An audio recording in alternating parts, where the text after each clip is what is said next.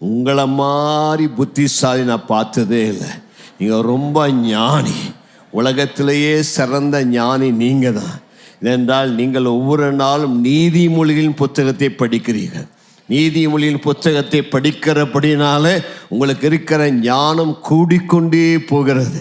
பக்கத்தில் பார்த்து சொல்லுங்களேன், நேற்றைக்கு இருந்ததை விட, போன வாரத்தில் இருந்ததை விட இன்றைக்கி நீங்கள் புத்திசாலியாக இருக்கிறீங்க.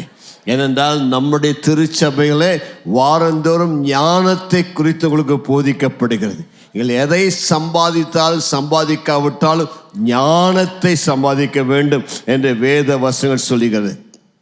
ஆகவே நீதிமொழியின் புத்தகத்திலிருந்து ஞானமும் வார்த்தைகளும் என்று பார்த்தோம், ஞானமும் தீர்மானங்களும் என்று பார்த்தோம். இன்றைக்கு ஞானமும் பணமும் என்று பார்க்க போகிறோம்.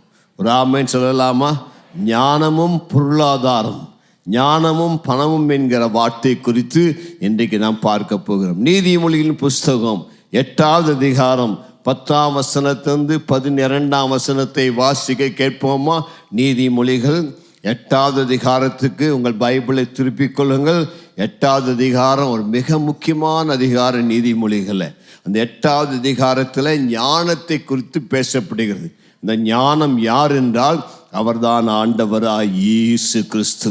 ஞானத்தை, இயேசுவை ஞானமாக உருவகப்படுத்தி சாலமோன் ஞானி அழகாக இயேசுவை விவரிக்கிறார். ஆகவே நீதிமொழிகள் 8வது அதிகாரம் 10ஆம் வசனத்தை வாசிப்போம். வெள்ளியை பார்க்கிலும் என் புத்திமதியையும் பசும்பொன்னை பார்க்கிலும் ஞானத்தையும் அங்கீகரித்துக் கொள்ளுங்கள். முத்துக்களை பார்க்கிலும் ஞானமே நல்லது, இச்சிக்கப்படத்தக்கவைகள் எல்லாம் அதற்கு நிகரல்ல. ஒரு ஆமென் சொல்லலாமா? பெண்கள் பக்கத்துக்குள்ள பாசுறவங்க காதில் போட்டிருக்கிற கம்மலை விட, கழுத்தில் போட்டிருக்கிற செயினை விட, ஆண்கள் கையில் போட்டிருக்கிற மோதிரத்தை விட எதை இச்சிக்க வேண்டும், எதை ஆசைப்பட வேண்டும்? ஞானத்தை. உங்கள் கையில் மோதிரம் இருக்குதோ இல்லையோ, கழுத்தில் நகை இருக்குதோ இல்லையோ, என்ன இருக்க வேண்டும்? ஞானம் இருக்க வேண்டும். வாசிப்போம் தொடர்ந்து 17ஆம் வசனத்திலிருந்து 21ஆம் வசனம் முடிய. என்னை சிநேகிக்கிறவர்களை நான் சிநேகிக்கிறேன், என்னை சிநேகிக்கிறவர்களை நான் சிநேகிக்கிறேன். ஞானத்தை நேசித்தா ஞானம் உங்களை நேசிக்கும். அதிகாலையில் என்னை தேடுகிறவர்கள் என்னை கண்டடைவார்கள். ஐஸ்வர்யமும் கனமும் நிலையான பொருளும் நீதியும் என்னிடத்தில் பாருங்க, ஞானத்திடத்துல ஐஸ்வர்யம் உண்டு, நிலையான பொருள் உண்டு, கனம் உண்டு, நீதி உண்டு. அவை ஞானத்தை தேடினா மற்றதெல்லாம் உங்களுக்கு கூட வரும் என்று ஞானி சொல்லுகிறார். பொன்னையும் தங்கத்தையும் பார்க்கிலும் என் பலன் நல்லது, சுத்த வெள்ளியை பார்க்கிலும் என் வருமானம் நல்லது. என்னை சிநேகிக்கிறவர்கள் மெய்ப்பொருளை சுதந்திரிக்கும் படிக்கும், அவர்களுடைய களஞ்சியங்களை நான் நிரப்பும் படிக்கும், அவர்களை நீதியின் வழியிலும் நியாய பாதைகளுக்குள்ளும் நடத்துகிறேன். இப்ப ஞானத்தை தேடினீங்கன்னா, ஞானத்தை நீங்க கண்டுபிடிச்சிட்டீங்கன்னா உங்களுடைய வாழ்வில் ஐஸ்வர்யம், உங்கள் களஞ்சியங்கள் நிரம்பும், உங்கள் வாழ்க்கை ஆசீர்வதிக்கப்படும். ஆகவே ஞானமே பிரதானம் என்று நீதிமொழிகள் சொல்லுகிறார். அவன் நீதிமொழிகளின் புத்தகத்தில் ஞானத்தை குறித்த பல சத்தியங்கள் அடங்கியிருக்கிறது.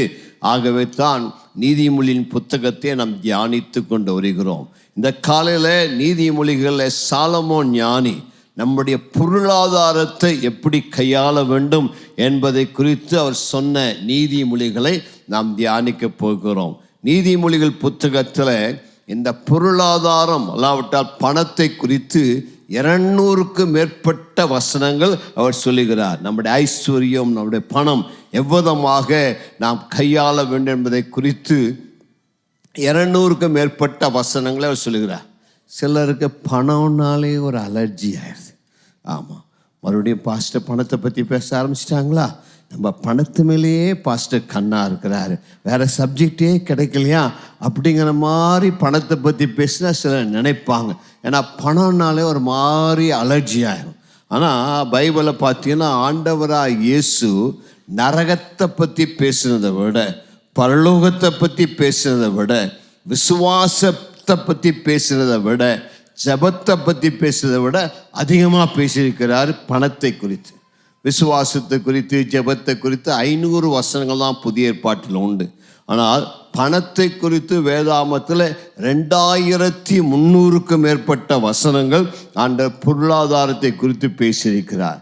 ஆண்டவராய் இயேசு 38 பேரபிள்ஸ் ஓமானங்களை சொல்லியிருக்கிறார். அந்த 38 ஓமானங்களில் 16 ஓமானங்கள் நம்முடைய பொருளாதாரத்தை எப்படி கையாள வேண்டும் சொல்லி அவர் சொல்லியிருக்கிறார். ஆகவே நம்முடைய வாழ்க்கையிலே தேவன் நமக்கு கொடுத்திருக்கிற ஆசீர்வாதங்களை, பொருளாதாரங்களை நாம் கையாள்வது எப்படி என்று சொல்லி வேத வசனத்தின் அடிப்படையில் அந்த சத்தியத்தை நாம் அறிந்து கொள்ள வேண்டும்.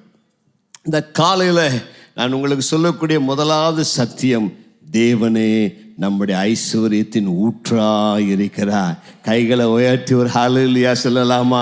கையை உயர்த்தி சொல்லுங்க, ஆண்டவரே நீங்கள் தான் என் வாழ்க்கையினுடைய எல்லா ஆசீர்வாதங்களுக்கும் ஊற்றாக உறைவிடமாக இருக்கிறீர். உம்மை தவிர வேறொரு ஆசீர்வாதம் வேற எதுவுமே கிடையாது. ஏனென்றால் யாக்கோபு 1:17 சொல்லுகிறது, நன்மையான எந்த ஈவும் பூரணமான எந்த வரமும் ஜோதியின் பிதாவாகிய தேவனிடத்திலிருந்து இறங்கி வருகிறது.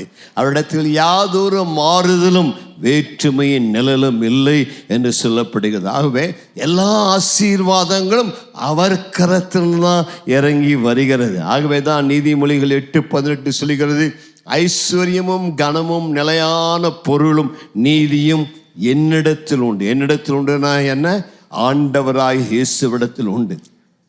அவரே ஐஸ்வர்ய சம்பன்னர். ஆண்டவருடைய விருப்பம் நீங்கள் ஆசீர்வதிக்கப்பட வேண்டும் என்பதாகவே இருக்கிறது. ஒரு ஆமென் சொல்லலாமா? பக்கத்தில் இருக்க கைகொடு சொல்லுங்க, இஸ்ரவேலை ஆசீர்வதிப்பதே தேவனுக்கு பிரிய சொல். நீங்கள் நல்லா இருக்கணும் விரும்புகிறாரு. ஆமாம், நீங்கள் குறைவில்லாமல் நல்ல சந்தோஷமாக செழிப்பாக இருக்க தேவன் விரும்புகிறார். தேவனுடைய வார்த்தை சொல்லுகிறது, நாம் ஐஸ்வர்யவான் ஆகும்படி அவர் தரித்திரராய் மாறினார். கல்வாரி சிலுவையில் என்னை ஆசீர்வதிப்பதற்காகத்தான் இயேசு வஸ்திரம் இல்லாமல் ஒன்றுமில்லாமல் சிலுவை மரத்திலே தொங்கினார். அவர் சிலுவை மரத்திலே தொங்கினது நோக்கம் கலாத்தியர் 3:13 சொன்ன வார்த்தையின்படியாக நம்முடைய சாபங்களை மாற்றி ஆபிரகாமின் ஆசீர்வாதம் நமக்கு உண்டாகும்படியாக அவர் சிலுவிலே மரித்தார். கைகளை உயர்த்தி ஒரு ஆமென் சொல்லலாமா? இன்றைக்கு இந்த அப்பத்தை புசித்தோம், இந்த பாத்திரத்தில் பானம் பண்ணோம். அதில் அப்பத்தையும் பாத்திரத்தையும் நாம் புசிக்கும் பொழுது நாம் என்ன சொல்கிறோம்? இயேசுவே, நீரே எனக்காக சாபமாக மாறினீர். என்னுடைய வாழ்வில் இருக்கிற தரித்திரம், ஏழ்மை, வேலையில்லா திண்டாட்டம், எல்லா சாபங்களையும் நீ சிலுவையிலே உங்கள் பேரில் ஏற்றுக்கொண்டு உங்களிடத்தில் இருந்த அந்த பரலோக ஐஸ்வர்யத்தை எனக்கு தந்தீர். ஆபிரகாமின் ஆசீர்வாதத்தை எனக்கு தந்தீர். ஆகவே நான் உமக்கு நன்றி செலுத்துகிறேன் என்று சொல்லி நாம் அவருக்கு நன்றி செலுத்துகிறோம். அவை தேவனுடைய வார்த்தையின்படி நீங்கள் ஏழ்மையில், வறுமையில், கடன் தொல்லையில் இருக்க விரும்பவில்லை. இன்றைக்கு தேவனுடைய சன்னிதானத்திலிருந்து தேவனுடைய ஊழியக்காரனாகிய நான் உங்களை மனதார ஆசீர்வதிக்கிறேன். நீங்கள் சுகமாக இருப்பீர்களாக, கடன் இல்லாமல் வாழ்வீர்களாக, ஆசீர்வதிக்கப்படுவீர்களாக. இந்த நவம்பர் 1ஆவது தேதியிலே, இந்த 1ஆவது ஞாயிற்றுக்கிழமையில கர்த்தர் உங்களை ஆசீர்வதிக்கிறார். பக்கத்தில் இருக்கிற கையை கொடுத்து சொல்லுங்க, நீங்கள் வாளாயிராம தலையாயிருப்பீர்களாக. நீங்கள் கடன் வாங்காமல் கடன் கொடுப்பீர்களாக. இந்த மாதத்தில் பாஸ்டர்மா மூலமாய் நமக்கு கொடுத்த வேத வசனத்தின்படி இன்று முதல் நான் உங்களை ஆசீர்வதிப்பேன். அருகில் இருக்கிற மீண்டும் கரங்களை கொடுத்து சொல்லுங்க, இன்னையிலிருந்து சொல்லுங்க, இந்த நவம்பர் மாதத்திலிருந்து, இந்த நவம்பர் 1 வாரத்திலிருந்து தேவன் உங்களை ஆசீர்வதிப்பார். உங்களை ஆசீர்வதிப்பதற்கு எல்லையே இருக்காது. நிறைவான நன்மைகளை அவர் தருவார். என் ஆண்டவராகிய இயேசுவார் யாரொருவரையும் ஆசீர்வதித்து உயர்த்த முடியும். ஆண்டவருடைய வார்த்தை சொல்கிறது, அவர் எளியவனை புழுதியிலிருந்து தூக்கி எடுத்து அவனை ராஜாக்களோடு பிரபுக்களோடு உட்கார வைக்க. ஒன்றுமே இல்லாமல் நீ ஆண்டுகிட்ட வந்தா கூட, ஓட்டாண்டியா வந்தா கூட நீ அவரை நம்பினா யாப்பேசின் எல்லைகளை விரிவாக்குனது போல உன் எல்லைகளை விரிவாக்கி உன்னை ஓகோ என்று உன் சுற்றத்தார் காணும்படியாக உன்னை உயர்த்த அவர் வல்லவராய் இருக்கிறார்.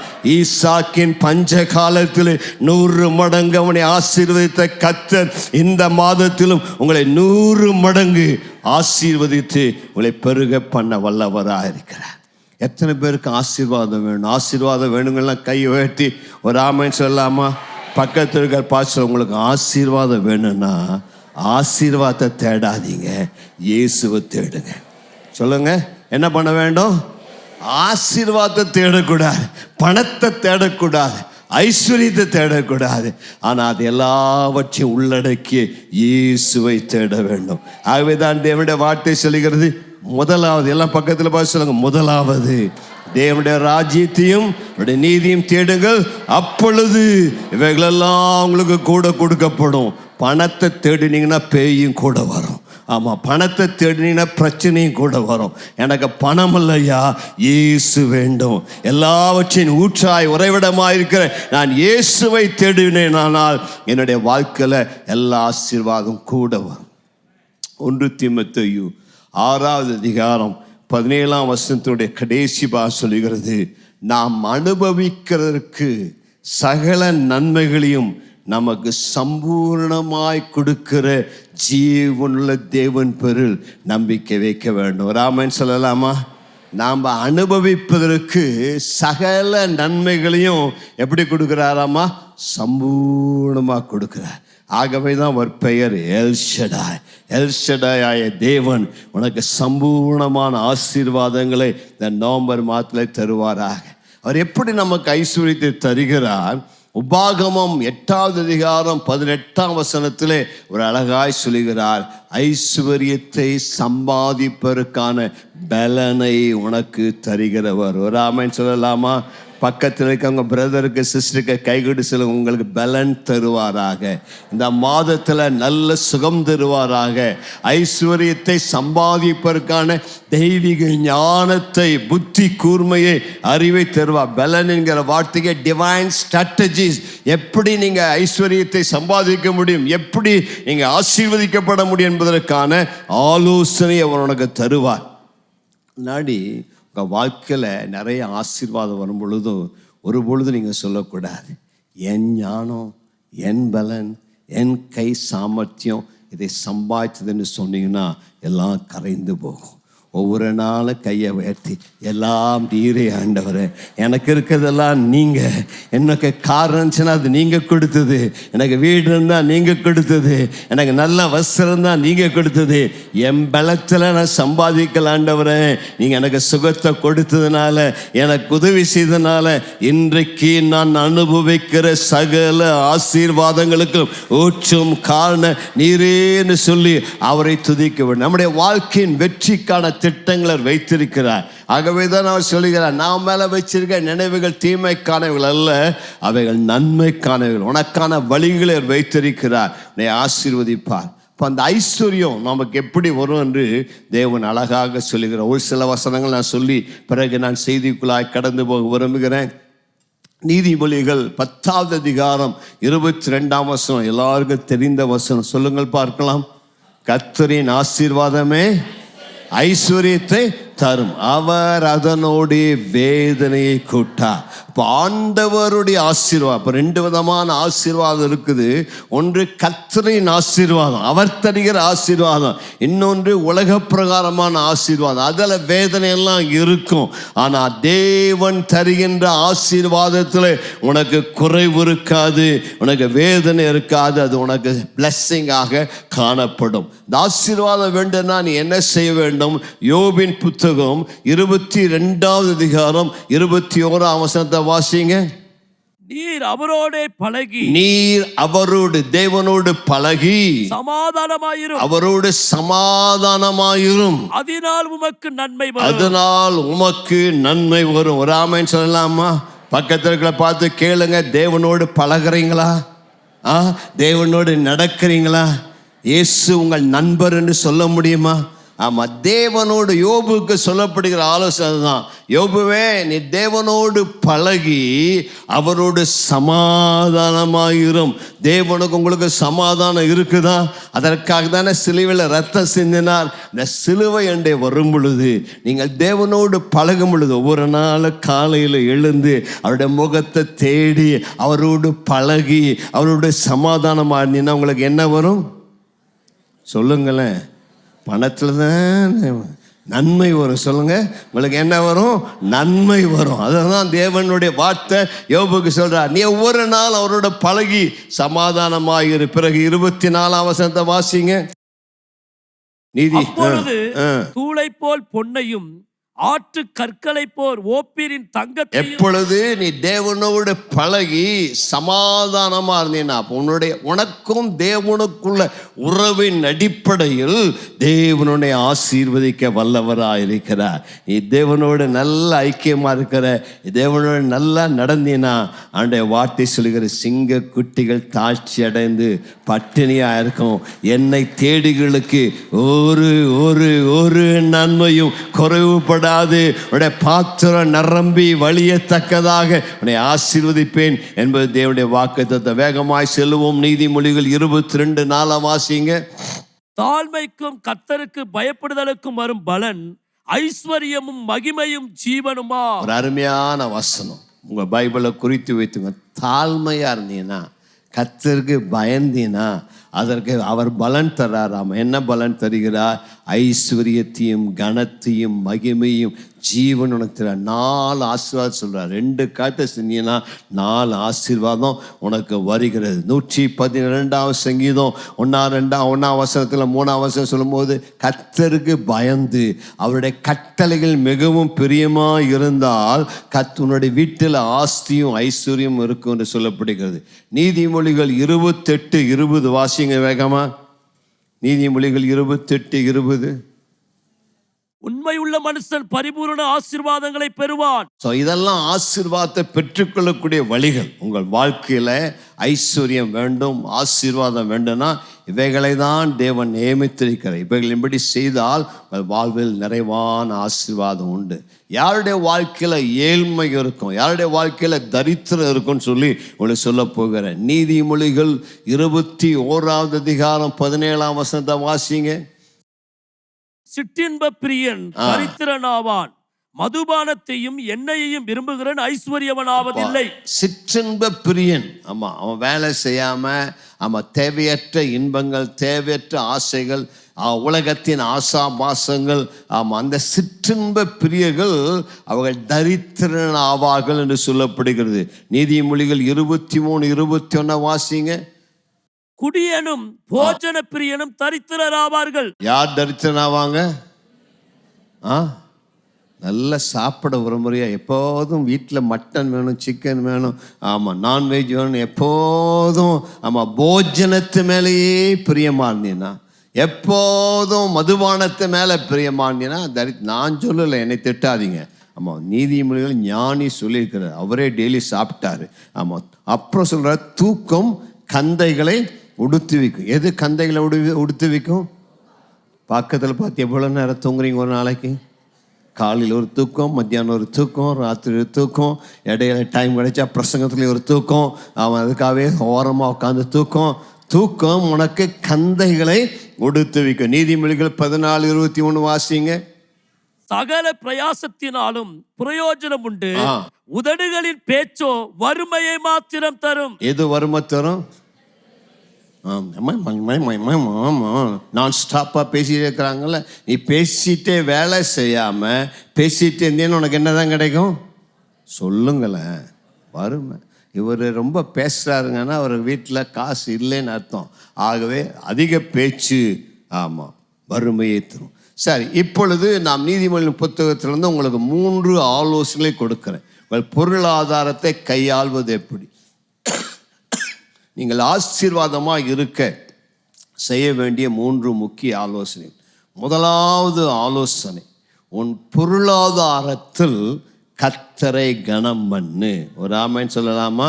பக்கத்துக்குள்ள பார்த்து சொல்லுங்க, உங்கள் பொருளாதாரத்தில் கர்த்தரை கனம் பண்ண அறிஞ்சிட்டிங்கன்னா உங்கள் வாழ்க்கையில் குறைவே வராது.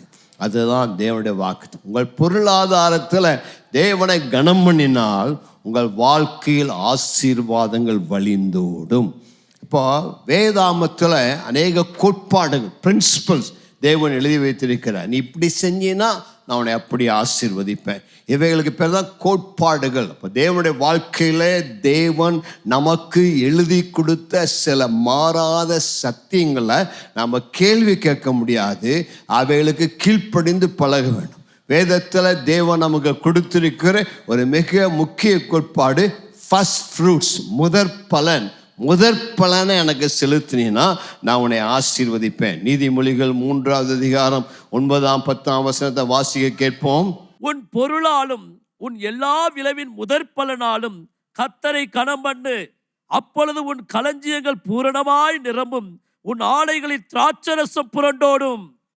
கர்த்தருக்கு மகிமை உண்டாவது. உன் பொருளாலும் உன் விளைவின் எல்லா முதற் பலனாலும் கர்த்தரை கனம் பண்ணு என்று ஞானி சொல்லுகிறார். இது ஞானி சாலமோன் சொன்ன வார்த்தைகள் மட்டும் அல்ல. பைபிளை பார்த்தீங்கன்னா பழைய ஏற்பாட்டில் ஆதியாமத்திலிருந்து இந்த சத்தியத்தை வரலாம். ஆபேல் தன்னுடைய முதற் பலனை கர்த்தருக்கு காணிக்கையாக செலுத்தினான். அப்படியே தொடர்ச்சியாக நீங்கள் பார்த்துட்டே வரலாம். யாத்ரா புஸ்தகத்தில் ஆண்டு அதை தான் சொல்கிறார். அப்போ இது தேவன் கொடுத்த ஒரு மாறாத ஒரு சத்தியம். முதற் பலன் எனக்குரியது. முதற் பலனை எனக்கு செலுத்தினா நான் அவனுடைய வாழ்க்கையில் ஆசீர்வதித்து வழிந்தோடக்கூடிய ஆசீர்வாதத்தை உனக்கு நான் தருவேன். ஏன் முதற் பங்கு கர்த்தருக்குரியது? ஏன் ஃபர்ஸ்ட் ஃப்ரூட் அது கர்த்தருக்கு சொந்தம்னு சொல்லுகிறோம் சொன்னால், நம்ம அந்த முதற் பங்கை கர்த்தருக்கு செலுத்தின மூலம் நான் ஆண்டவருக்கு சொல்கிறேன், ஆண்டவரே எல்லாம் நீங்கள் கொடுத்தது, எல்லாத்தையும் நான் உங்கள் கையில் தான் வாங்கினேன். உங்களிடத்திலிருந்து வாங்கி உங்களுக்கு அதில் முதல் பங்கை நான் கொடுக்குறேன். காரணம் என்ன? எல்லாவற்றுக்கும் சொந்தக்கார நீரே, எல்லாவற்றுக்கும் எஜமான் நீரே, என்னை ஆசீர்வதிக்கிற நீரே. ஆகவே உம்மை நான் கனப்படுத்த, உமக்கு நன்றி செலுத்த என் வாழ்வினுடைய முதல் பங்கை நான் உமக்கு கொடுக்குறேன்னு சொல்லிக்கிறோம். அப்படி நான் செய்யும்போது நான் தேவனை கனப்படுத்துகிறேன். புரிஞ்சு கொண்டவங்கெல்லாம் ஒரு ஆமைன்னு சொல்லுங்க. அப்படி நான் முதற் பங்கை ஆண்டவருக்கு கொடுக்கலைன்னா என் வாழ்க்கையில் என் பணத்தினால நான் அவரை கனவீனம் பண்ணுகிறேன். அவருக்கு கொடுக்க வேண்டிய அந்த மரியாதையை கொடுக்கறது இல்லை. அதுதான் அதனுடைய அர்த்தம். என்னுடைய வாழ்க்கையில் நான் சம்பளம் வாங்கணுன்னு என்ன செய்ய வேண்டும்? என் சம்பளத்தை வாங்கி நானும் என் மனைவியும் சேர்ந்து முழங்கால் படியிட்டு ஆண்டவருக்கு நன்றி செலுத்தோம். ஆண்டவரே, இந்த மாதத்தில் எங்கள் கையின் கிரியைகளை ஆசீர்வதித்து, எங்கள் கையின் பிரயாசத்தை ஆசீர்வதித்து எங்களுக்கு வருமானத்தை தந்தீரே, தீபாவளி போனஸை கொடுத்தீரே, எங்களுக்கு இந்த நன்மையெல்லாம் தந்தீரே, உமக்கு ஸ்தோத்திரம் ஆண்டவரே என்று அவருக்கு நன்றி செலுத்துகிறோம்.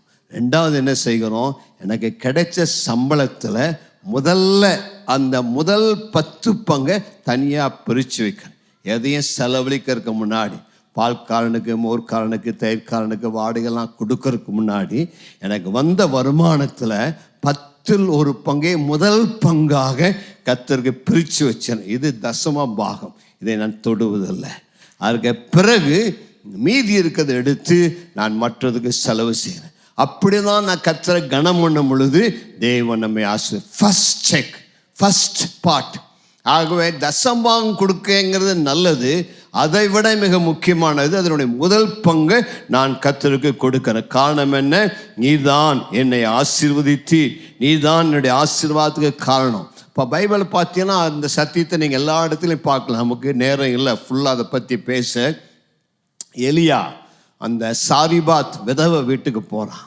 இப்போ அந்த சாரிபாத் விதவை வீட்டுக்கு போகும்போது எலியா அந்த விதவைக்கு சொல்லக்கூடிய வார்த்தை, இந்த முதல் அப்பத்தை சுட்டு எனக்கு கொண்டு பஞ்சகாலம், அவர் சொல்கிற கொஞ்சமாவது தான் இருக்குதுன்னு சொல்லி. எலியா அப்படி சொல்லியிருக்கான், நீ இப்போமா போய் மாவு இருக்கும், நீ சாப்பிட்டுட்டு அப்புறம் நீ சாப்பிட்டு மீதி மாவு இருக்கும், அதில் எனக்கு ஒரு அடை செஞ்சு கொண்டு வான்னு சொல்லியிருந்துருக்கலாம். அப்படி சொல்லியிருந்தால் அவளும் சந்தோஷமாக போயிருப்பா. ஆனால் எலியா அங்கே என்ன சொல்கிறான்னா, முதல் அடையை, எல்லாம் சொல்லுங்க, முதல் அடை. அது அந்த முதல்ல தான் மிக முக்கியத்துவம் இருக்குது. முதல்ல நீ கொண்டு வந்து கொடுத்துட்டீங்கன்னா இந்த வருஷம் முழுவதும் பஞ்சம் தீர வரைக்கும் உனக்கு கலசத்தில் மாவு தீராது, எண்ணெய் தீராது, வந்து கொண்டே இருக்கும். இதுக்கு பேர் தான் காட்ஸ் பிரின்சிபல்ஸ், தேவன் கொடுத்திருக்கிற கோட்பாடுகள். அதை நாம் மாற்ற முடியாது, கேட்க முடியாது. ஆண்டவர் சொல்றாரு, நீ அப்படி அந்த முதற் பங்கை நீ கொண்டு வந்து கொடுத்தீன்னா உன் ஆலையில் தானியம் வழிந்தோடும், உன் ஆலையில் திராட்சரசம் வழிந்தோடும், உன் களஞ்சியத்தில் தானியம் புரண்டோடும். புரண்டோடுகிற ஆசீர்வாதங்களை தேவனுக்கு தருவார். நிறைய பேர் இன்னும் அந்த சத்தியத்தை புரியறதில்ல. அதனால தான் அவங்க இன்னும் தசமாக கொடுக்கறதில்ல. அதனால தான் தசமாகத்தை எல்லாம் செலவழிச்ச பிறகு கொடுக்குறாங்க. நீங்கள் மட்டும் இந்த தேவனுடைய கோட்பாட்டுக்கு கீழ்ப்படிஞ்சு பாருங்க. நான் ஆண்டவரே உங்களுக்கு சவால் விட்டா என்ன சொன்னார்? வானத்தின் பலகணிகளை திறந்து இடம் கொள்ளாமல் போக மட்டும் உன் மேலே ஆசீர்வாதத்தை கொடுப்பேன்னா கொடுக்க மாட்டேன்னா நீ சோதித்து பார், பட்சிக்கிறனே நான் கடிந்து கொள்வேன் என்று தேவன் சொல்லியிருக்கிறார். ஆகவே தேவனுக்கென்று நாம் கொடுக்கிறோம். தேவனுக்கென்று நாம் ஏன் கொடுக்கிறோம்? என்னுடைய பொருளை கொடுப்பதன் மூலம் I build the kingdom of God. என்னுடைய நண்பர் ஒரு அருமையான பாஸ்டர், அமெரிக்காவில் இருந்தார், பாஸ்டர் வெண்டல் ஸ்மித், ஒரு அழகான ஒரு புத்தகத்தை எழுதினார், ப்ராஸ்பரிட்டி வித் அ பர்பஸ். ஆசீர்வாதம் எனக்காக அல்ல, ஐஸ்வர்யம் எனக்காக அல்ல, எனக்கு தேவன் தருகிற ஐஸ்வர்யம் ஆசீர்வாதம் அது தேவ ராஜ்யத்திற்காக. கையை உயர்த்தி சொல்லலாமா? என்னுடைய செல்வம் எனக்காக அல்ல ஆண்டவரே, நான் நேசிக்கிற உம்முடைய ராஜ்யத்திற்காக, உம்முடைய ஊழியத்திற்காக. எனக்கு நீ நிறைய பணம் கொடுக்க இன்னொரு 10 வீடு வாங்க, 10 கார் வாங்கலை, ஆசீர்வாதம் ஐஸ்வர்யம் எனக்கு வேணும்பதில்லை.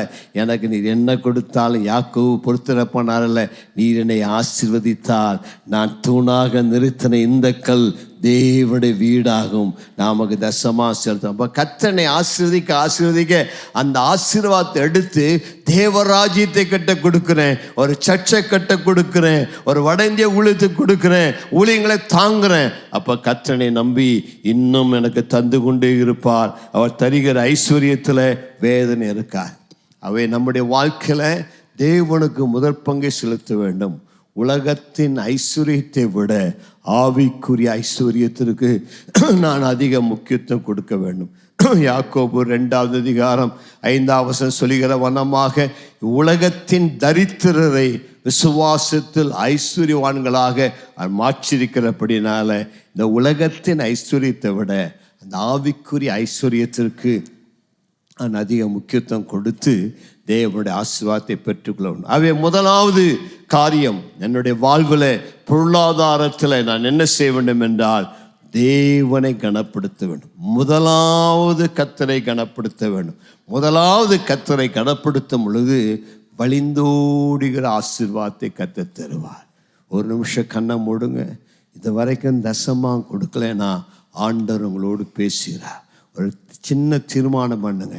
உங்கள் வாழ்க்கையில் தரித்திரம், கடன், ஏழ்மை, வேலையில்லா திண்டாட்டம்னா அதுக்கு காரணம் உங்கள் பொருளாதாரத்தில் கர்த்தரை கனம் பண்ண கற்றுக்கொள்ளவில்லை. இன்றைக்கு அந்த தீர்மானத்தை செய்யுங்க. ஆண்டவரே, இன்றைக்கு அவருடைய வார்த்தை கேட்குறேன், கீழ்ப்படுகிறேன், வாழ்க்கையில் கடன் இருக்குது, கஷ்டம் இருக்குது, நான் இன்றைக்கு உம்மை என் வாழ்வில் கனப்படுத்த முதலாவது தீர்மானிக்கிறேன். எனக்கு தருகிற எல்லாவற்றிலும் முதல் பங்கை உமக்கு செலுத்துவேன். நாம என்ன சொல்லுவோமா? 2ஆவதாக உங்கள் பணத்தை ஞானமாய் கையாள்வது எப்படி என்று சொல்லி நீதிமொழியின் புத்தகத்தில் அநேக சத்தியங்களை சாலமோன் ஞானி எழுதி வச்சிருக்கிறார். பணத்தை கையாள்வது எப்படி, எனக்கு பணம் சம்பாதிப்பது எப்படின்னு பேசல, உங்களுக்கு கர்த்தர் கொடுத்திருக்கிற ஆசீர்வாதத்தை, ஐஸ்வர்யத்தை ஞானமாய் செலவழிப்பது எப்படின்னு சொல்லி 4 காரியங்களை வேகமாய் அதில் உங்களுக்கு ஆலோசனையாய் சொல்ல முடியாய் விரும்புகிறேன். முதலாவதாக, பணத்தை நீங்கள் கையாள வரவுக்கு மேல் பணம் செலவழிக்காதே. ஒரு ஆமென் சொல்லலாமா? பக்கத்தில் பார்த்து சொல்லுங்க. வரும்படிக்கு மேலே அதிகமாக செலவு பண்ணாத, ஓட்டாண்டியாய் போய் விடுவாய். ஏமேன். உன்னை வரவு எவ்வளவு அதற்கேற்ப செலவழிக்க கற்றுக்கொள்ள வேண்டும். Money is a good servant but a bad master. பணம் ஒரு நல்ல வேலைக்காரன், கெட்ட எஜமான். பணம் உன்னை நடத்தக்கூடாது, நீ பணத்தை கண்ட்ரோல் பண்ணி நடக்க வேண்டும். பணம் வந்தால் 10 பறந்து போகும்பாங்க. பணம் வந்தால் அவனுக்கு வந்தால் வந்துடும், கார் வந்துடும், அதை வாங்கணும் இதை வாங்கன்னு யோசிப்பான். ஆனால் தேவனுடைய வார்த்தை நமக்கு சொல்லுகிறது, உன்னுடைய பணத்தை ஞானமாய் செலவழிக்க வேண்டும். அப்படி என்றால் என்ன? உன்னுடைய வரவுக்கு தக்க செலவு இருக்க வேண்டும். இப்போ உங்கள் வாழ்க்கையில் வரவுக்கு மேலே செலவு போகுதுன்னா அவன் என்ன செய்கிறான்னா, நீதிமொழிகள் 21:20 வாசிங்க. நீதிமொழிகள் 21:20. வேண்டிய திரவியமும் எண்ணெயும் ஞானவானுடைய வாசஸ்தலத்தில் உண்டு, மூடனோ அதை செலவழித்து போடுகிறான். ஆங்கில வேதாமத்தில் விதமாய் சொல்லுகிறது, stupid people spend money as soon as they get it. Stupid people spend the money as soon as they get it. அப்படின்னா என்ன? முட்டாள்க பணம் வந்த உடனே அதை அப்படியே தூக்கி செலவழிச்சிருவாங்க. அதெல்லாம் பார்த்துருங்களா? சம்பளம் வந்தோடனே அதை கண்ணாபின்னான்னு செலவு பண்ணிடுவாங்க. அதை பற்றி யோசிக்கவே மாட்டான். நாளைக்கு என்ன தேவை, இதற்கெல்லாம் தேவைன்னு யோசிப்போம். கைகளில் காசு வந்தால் உடனே சாரி கடை, உடனே சாப்பாட்டு கடை, உடனே அங்கே எங்கே போய் கையில் வந்த பணம் நிற்காது, அதை உடனே செலவழித்து போடுவோம். அவனுக்கு பேர் தான் முட்டாளுன்னு சொல்லி பேர். அப்படியாண்டால் ஒரு பட்ஜெட், வரவு செலவு, ஒரு பேஜ் எடுத்து ஒரு நடுவில் ஒரு கோடு போட்டு வலது பக்கத்தில் உன்னுடைய வருமானம்லாம் என்னென்னு எழுதணும், இடது பக்கத்தில் உன்னுடைய செலவெல்லாம் என்னென்னு எழுத வேண்டும். இந்த மாதத்தில் பால் கானுக்கு எவ்வளோ கொடுக்க வேண்டும், வீட்டு வாடகை எவ்வளோ கொடுக்க வேண்டும், எலக்ட்ரிசிட்டி பில் எவ்வளோ கட்ட வேண்டும், ஃபீஸ் எவ்வளோ கட்ட வேண்டும். ஆமாம், இந்த மாதத்துக்குரிய செலவெல்லாம் எழுத வேண்டும். முதல்ல தசமாத்து எழுதிடுறேன், இல்லை ஏற்கனவே பிரித்து வச்சுட்டு அது போக மீதி இருக்கிற பணத்துக்கு உன்னுடைய செலவெல்லாம் எழுதுகிறேன். இப்போ இந்த பக்கம் வரவு, இந்த பக்கம் செலவு. வரவுக்கு ஏற்ற செலவு இருக்க வேண்டும். வரவுக்கு அதிகமாக செலவு போச்சுன்னா எந்த செலவை குறைக்க முடியும்னு பார்த்து அதை குறைக்க வேண்டும். அவை இவ்விதமாய் நீ செலவு செஞ்சினா உன் வாழ்க்கையில் கடன் இல்லாமல் வாழலாம். ஒரு ஆமேன்னு சொல்லலாமா? ஜான் மேக்ஸ்வெல் என்று சொல்லப்பட்டவர் சொல்லுகிறார், if you fail to plan you plan to fail அப்படிங்கிறார். திட்டமிட நீ தவறினால் நீ தவறும்படியாய் திட்டமிடுகிறாய் என்று சொல்லுகிறார். அப்படின்னா என்னுடைய வாழ்க்கையில் நான் திட்டமிட வேண்டும். எப்படி என் பணம் வந்துச்சு, அதை எப்படி செலவு பண்ண போகிறேங்கிற ஒரு திட்டம், ஒரு பிளான் உனக்கு வேண்டும். அதுதான் லூக்கா 14:30 ஆண்டவராக இயேசு மிக அழகாக சொன்னான். ஒரு மனுஷன் ஒரு வீடு கட்ட தொடங்குறான். வீடு கட்ட தொடங்கும் முன்னாடி உட்கார்ந்து பிளான் பண்ணுறான். அந்த வீடு கட்ட எவ்வளோ செலவாகும், எங்கிட்ட எவ்வளோ பணம் இருக்குது, எங்கிட்ட இருக்கிற பணத்தினால இந்த வீட்டை கட்ட முடியுமா முடியாத, எப்படி அந்த வீட்டை கட்டி முடிக்கலாம், உட்காந்து செல்லும் செலவை கணக்கு பார்த்து அப்புறம்தான் வீடு கட்ட துவங்குவான். வீட்டை கட்டிட்டு பாதியில் ஐயோ காசு இல்லை அப்படின்னா அந்த வீடு பாதியிலேயே நிற்கும். எல்லாரும் அவனை பார்த்து ஏளனம் பண்ணுவாங்க. இதை போல தான் நம்முடைய வாழ்க்கையை நடத்த வேண்டும். ஒரு வாழ்க்கையில் ஒவ்வொரு மாதம் ஆரம்பிக்கும் என்பதாக இந்த மாதத்தில் எனக்கு வந்த வருமானம் என்ன, என்னுடைய செலவுகள் என்ன, அதற்கேற்ப என்னுடைய வாழ்க்கையை நான் அமைத்து கொள்ள வேண்டும். கர்த்தருக்கு மகிமை உண்டாவதாக. அவ்விதமாய் செய்தால் என் வாழ்க்கை ஆசீர்வாதமாக இருக்கும். 2வது ஆலோசனை, போதும் என்கிற மனதே புண் செய்யும் மருந்து என்று ஒரு பழமொழி சொல்லுகிறது. ஒரு ஆமென் சொல்லலாமா? அந்த ஒரு திருப்தி உள்ள மனப்பான்மை, ஒரு திருப்தியான வாழ்க்கை நமக்கு தேவை. வாசியுங்கள் நீதிமொழிகள் 30வது அதிகாரம் 7ஆம் வசனத்திலிருந்து 9ஆம் வசனம் முடிய. 2 மனு உம்மிடத்தில் கேட்கிறேன், நான் மரிக்கும் பரியந்தமும் அவைகளை எனக்கு மறுக்காமல் தாரும். மாயையையும் பொய் வசனிப்பையும் எனக்கு தூரப்படுத்தும். தரித்திரத்தையும் ஐஸ்வரியத்தையும் எனக்கு கொடாதிருப்பீராக. நான் பரிபூரணம் அடைகிறதினால் மறுதலித்து கர்த்தர் யார் என்று சொல்லாதபடிக்கும், தரித்திரப்படுகிறதினால் திருடி என் தேவனுடைய நாமத்தை வீணிலே வழங்காதபடிக்கும் என் படியை எனக்கு அளந்து என்னை போஷித்தருளும். ஒரு ஆமென் சொல்லலாமா? கையை வைத்து சொல்லுங்க, என் படியை எனக்கு அளந்து தாங்க ஆண்டவரே. ஏமா? ஆமாம், அந்த படியை அளந்து பெற்றுக்கொள்ள வேண்டும். ஆகூர் ஆண்டவரிடத்தில் 2 மனு கேட்டான். ஒன்று, எனக்கு அதிக பணம் வேண்டாம், பரிபூர்ணம் அடைஞ்சதுனால ஒன்றுமே எனக்கு தேவையில்லை, எல்லாம் எனக்கு இருக்கிறனால ஆண்டவர் யாருன்னு நான் கேட்பேன். ஆக எனக்கு பரிபூர்ணம் எனக்கு வேண்டாம். அதே டைமில் எனக்கு தரித்திரம் வேண்டாம். தரித்திரம் தான் நான் மிகவும் திருடி உன் நாமத்தை தூஷிப்பேன். அதனாடி அன்னன்னைக்கு எனக்கு தேவையானதை எனக்கு தருவீராக. என்னுடைய வாழ்வில் அந்த திருப்தியை தாரும் என்று சொல்லி கேட்கிறான். ஆமாம், ஆகவே நம்முடைய வாழ்க்கையில் தான் நம்முடைய ஜெபமாக இருக்கும். ஆண்டவரே, அந்த போதும் என்கிற மன. பிலிப்பியர் 4வது அதிகாரம் 11ஆம் 12ஆம் வசனம் வாசிங்க. என் குறைச்சலினால் நான் இப்படி சொல்லுகிறதில்லை, ஏனெனில் நான் எந்த நிலைமையில் இருந்தாலும் மனரம்யமாய் இருக்க கற்றுக்கொண்டேன். தாழ்ந்திருக்கவும் எனக்கு தெரியும், வாழ்ந்திருக்கவும் எனக்கு தெரியும். எவ்விடத்திலும் எல்லாவற்றிலும் திருப்தியா இருக்கவும், பட்டினியா இருக்கவும், பரிபூரணமடையவும், குறைவுபடவும் போதிக்கப்பட்டேன். ஒரு ஆமைன்னு சொல்லலாமா? பக்கத்தில் பார்த்துக்க, திருப்தியாக இருக்கிறீங்களா? மன ரம்மியமாக இருக்கிறீங்களா? எல்லாம் உங்களுக்கு இருக்குதா? எல்லாம் உங்களுக்கு போதுமானதாக இருக்குதா?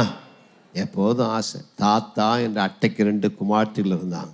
எப்போது தா தா தா தா அப்படின்ட்டே இருப்பாங்களாம்மா. இது வேணும் அது வேணும். நம்ம இருக்கிறதுல திருப்தியாக இருக்க மாட்டாங்க. ஆமாம், இல்லாத பொருள் மேலே கண்ணை வச்சு அது எனக்கு வேணும் அது எனக்கு வேணும்னு சொல்லி அது மேலேயே கண்ணாக இருப்பாங்க. ஆனால் ஆண்டோடைய வார்த்தை நமக்கு போதிக்கிறது உள்ளதில் திருப்தியாக இருக்கணும். பவுல் சொல்கிறாரு, எனக்கு வாழ்ந்திருக்கும் தெரியும், தாழ்ந்திருக்கும் தெரியும். எந்த நிலையில் மனரம்யமாக இருக்கேன், நான் நல்ல ஆசீர்வாதத்தை கொடுத்தாரா சந்தோஷமாக இருக்கேன். எனக்கு ஒன்றும் இல்லையா, கொஞ்சம் குறையா இருக்குதா, நான் முறுமுறுக்க மாட்டேன், குறை சொல்ல மாட்டேன், இருக்கிறதுல திருப்தியாக இருப்பேன்.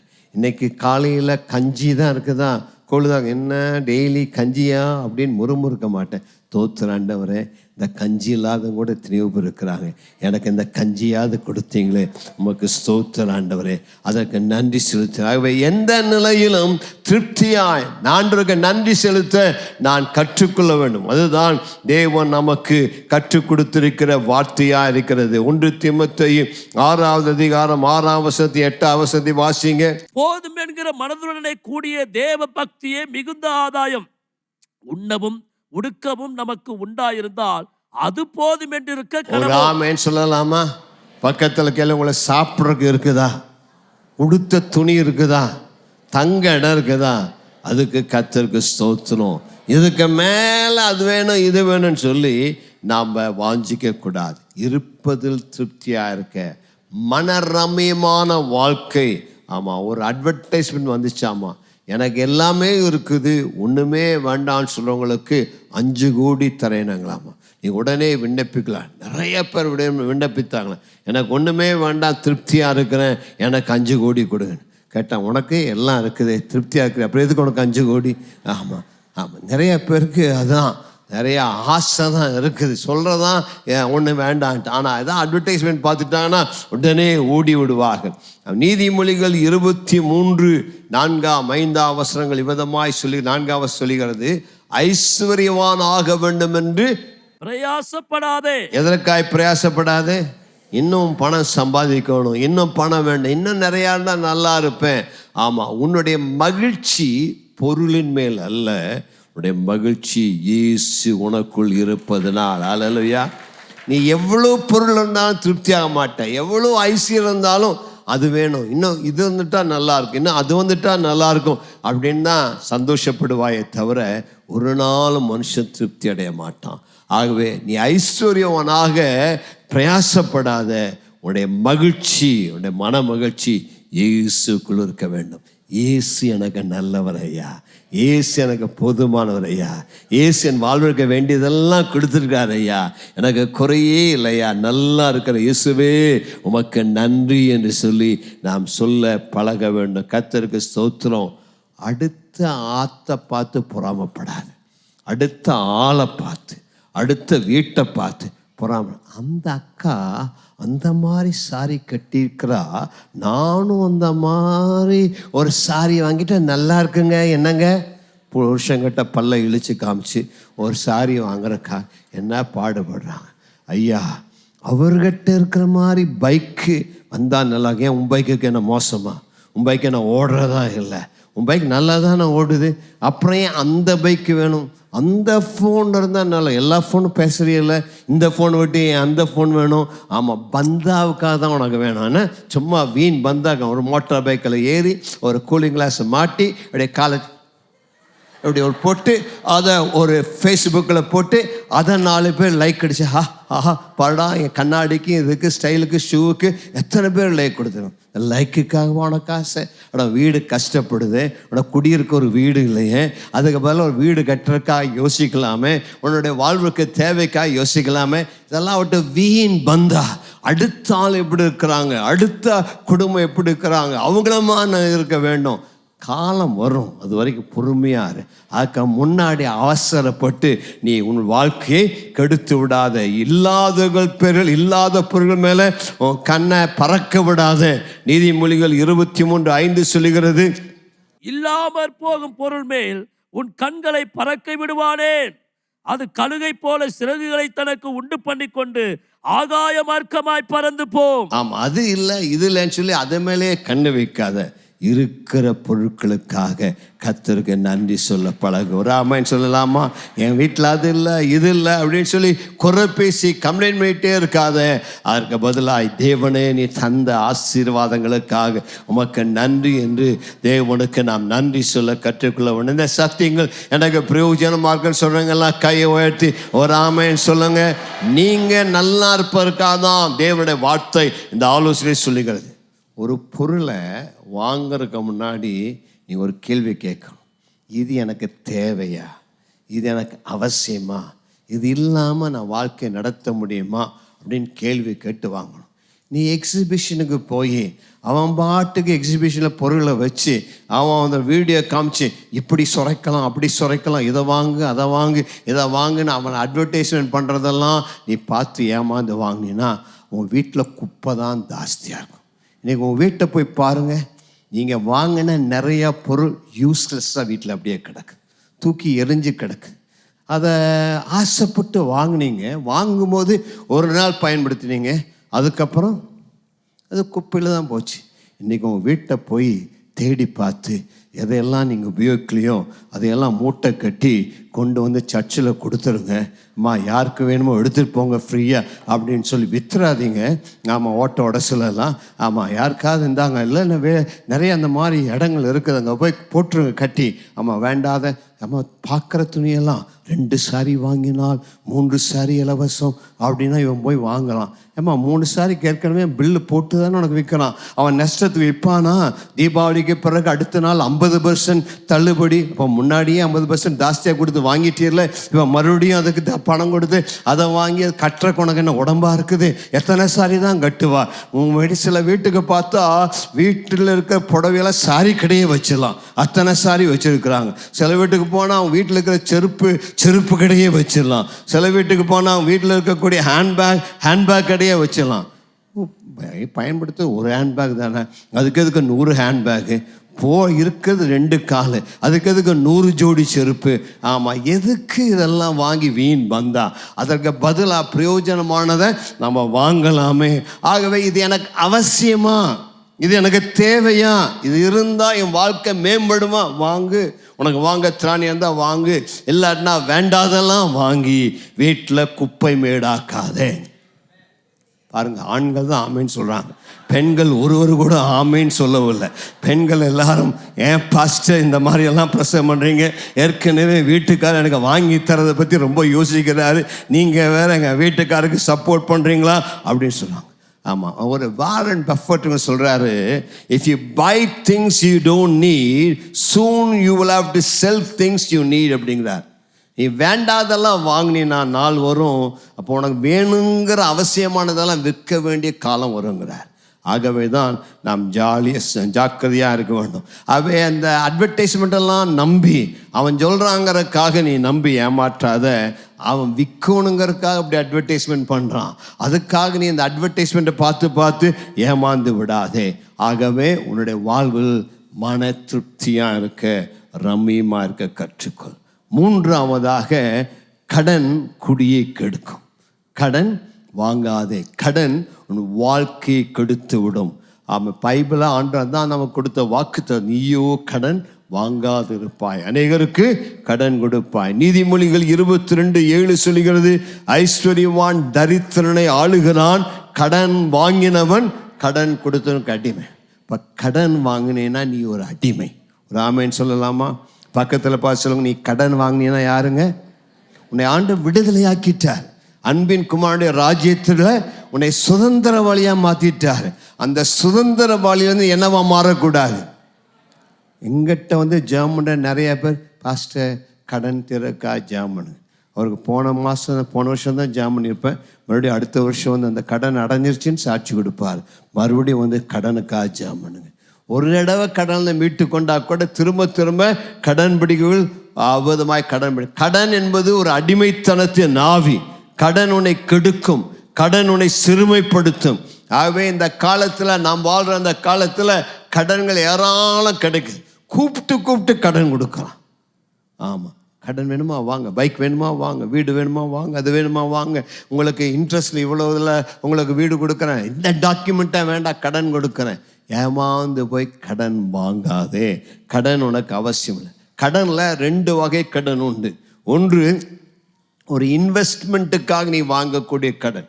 நான் வீடு வாங்குகிறேன், இப்போ 10 லட்சம் 50 லட்சம் கொடுத்து வீடு வாங்க முடியல, ஒரு லோன் தராங்க, எனக்கு வரக்கூடிய மாத சம்பளத்தில் அதை சுலபமாக அடைக்க முடியுங்க ஒரு திராணி இருந்தால் அது நீ வாங்கலாம். ஒரு பைக் வாங்க வேண்டும், இப்போ என்கிட்ட அந்த அளவு காசு இல்லை, ஆனால் எனக்கு வரக்கூடிய வருமானத்தில் நான் கட்ட முடியும், அதுக்குள்ளே திராணியை கத்தனுக்கு தந்தான்னா ஓகே, அது இன்வெஸ்ட்மெண்ட்டுக்காக செய்கிறாய். ஆனால் மற்றொன்று தேவையற்ற பொருளை வாங்குவதற்காக கடன் வாங்குறாய். இன்னைக்கு நிறைய பேர் இஎம்ஐல எல்லாம் வாங்கலாம். அமேசானில் நிறைய வாங்கிட்டு இஎம்ஐ செலுத்துறையான்னு கேட்பாங்க. உடனே ஓகே இஎம்ஐல செலுத்துறேன்னு, அவனுக்கு மாதம் வரக்கூடிய வருமானம் எல்லாம் இஎம்ஐலேயே போகிறது. அவன் வாங்கக்கூடிய செருப்புக்கு, வாங்கக்கூடிய ட்ரெஸ்ஸுக்கு, வாங்கக்கூடிய கார், இந்த துணியெல்லாம் இஎம்ஐலையா வாங்கணும்? இந்த பொருளெல்லாம் இஎம்ஐலையா வாங்கணும்?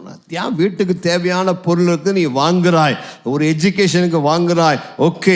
ஆனால் பொழுதுபோக்கிற்காக, அடுத்தவர்கள் முன்பதாக ஜம்பமாய் வாழ்வதற்காக உன்னுடைய சாரிக்களை, உன்னுடைய நகைகளை, பட்டு புடவைகளை, விதமான காரியங்களை நீ லோனில் வாங்கவே கூடாது.